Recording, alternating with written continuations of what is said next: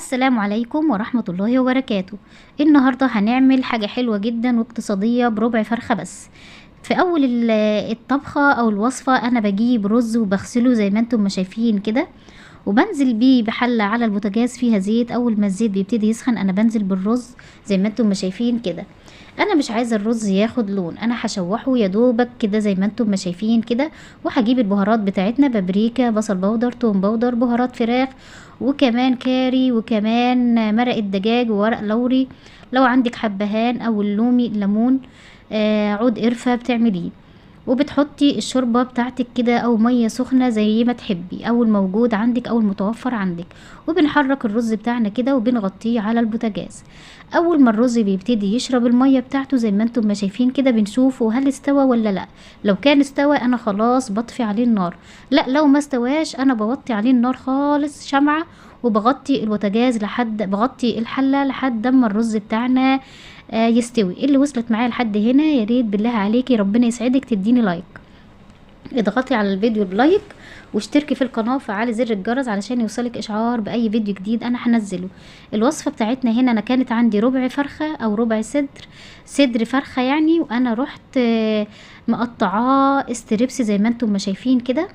وكنت متبلاه. التتبيلة عبارة عن بصل بودر، توم بودر، بهارات فراخ، كاري، خل، وكمان بابريكا وفلفل اسمر وملح، وبظبط الملح بتاعنا.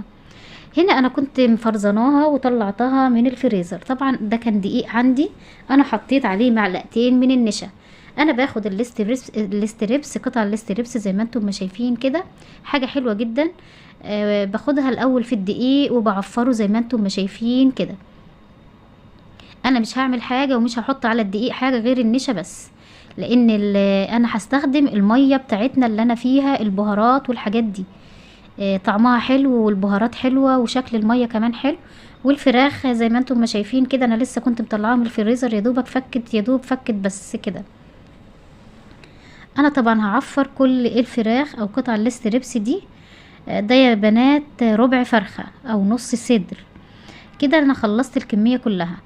بجيب المية بتاعتنا بتاعة الفراخ اللي انا كنت نقع فيها الفراخ، مش وحشة ومش هتعمل حاجة لان كده كده هتستوي في الزيت.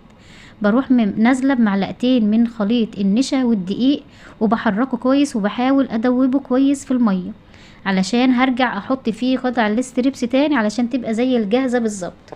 هنا انا كنت ناسية معلقة البيكنج باودر، هحط معلقة بيكنج باودر على الدقيق والنشا زي ما انتم ما شايفين كده. ومش هحط ملح ولا اي حاجة. لو حسيت المية بتاعتك عدمة شوية عايزة تزودي ملح بتزودي ملح، لكن احنا مش هنحط بهارات على الدقيق لان المية اصلا فيها كل حاجة. زي ما انتم ما شايفين انا بعد ما حطيت قطع الاستريبس في الدقيق رجعت حطيتها تاني في الخليط السائل اللي انتم شايفينه ده.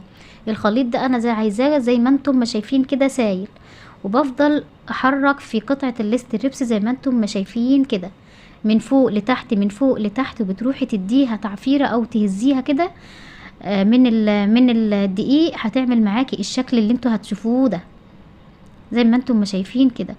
حاجة حلوة جدا واقتصادية. وزي ما انتم ما شايفين ربع الفرخة عمل معايا كمية حلوة، يعني عملت معايا فطار حلو جدا لرمضان، سفرة رمضانية حلوة.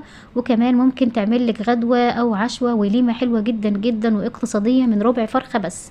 يا ريت اللي وصلت لحد هنا معايا ما تنسيش بالله عليكي ربنا يسعدك تعملي لي لايك على الفيديو. زي ما انتم ما شايفين كده انا بجيب قطعة الفراخ وبعفرها كويس بالدقيق، بديها من فوق لتحت من فوق لتحت من فوق لتحت حوالي 10 مرات. بروح مطلعة قطعة الاستريبس وبروح هزاها كده زي ما انتم ما بتشوفوا، بتهزيها وبتروحي حطاها في الطبق تاني.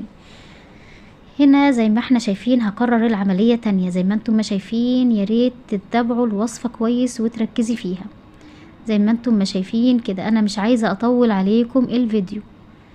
هنفضل نلف في الفراخ زي ما انتم ما شايفين، وهروح مطلعاها واهز الفرخة زي ما انتم ما شايفين كده، هتديني الشكل اللي انتم شايفينه ده. حاجة سهلة جدا جدا جدا. هنا انا خلصت الكام قطعة دولت. طبعا الزيت عندي مش كتير، فانا علشان الزيت مش كتير عندي واحنا طبعا عايزين نقتصد، احنا بنقول اكلة اقتصادية، فهنعمل 4 قطع كل مرة. الزيت يدوب قليل زي ما انتم ما شايفين كده.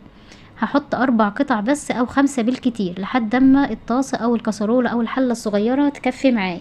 احنا مش عايزين نكتر ونكتر زيت ونهدر زيت والكلام ده، احنا عايزين نوفر ونقتصد.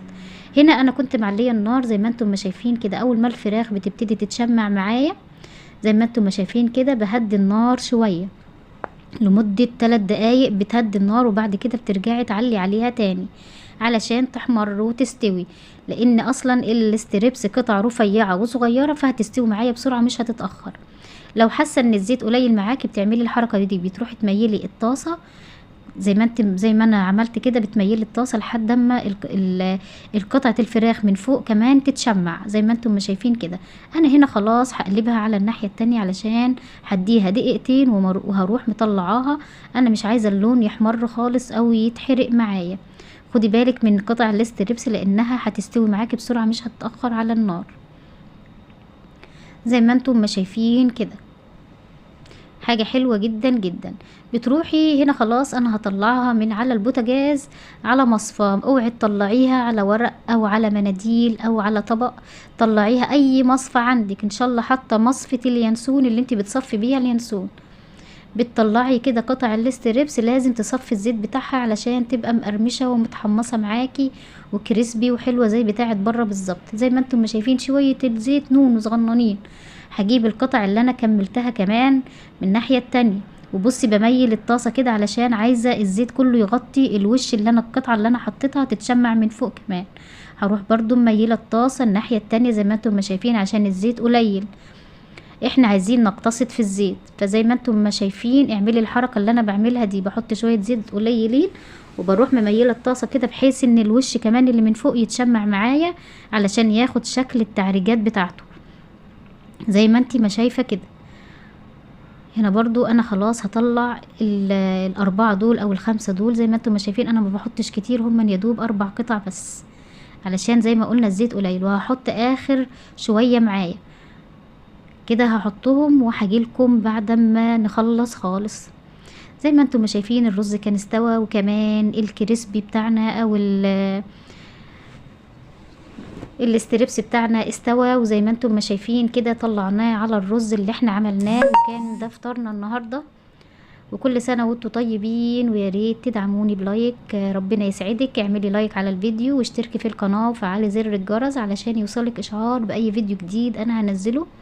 عايزه اوريكي الخربشه والصوت بتاعه مستوي ازاي من جوه وابيض وتحفه، وكمان الطعم بتاعه حلو جدا جدا جدا. يلا بقى تعملي لي لايك.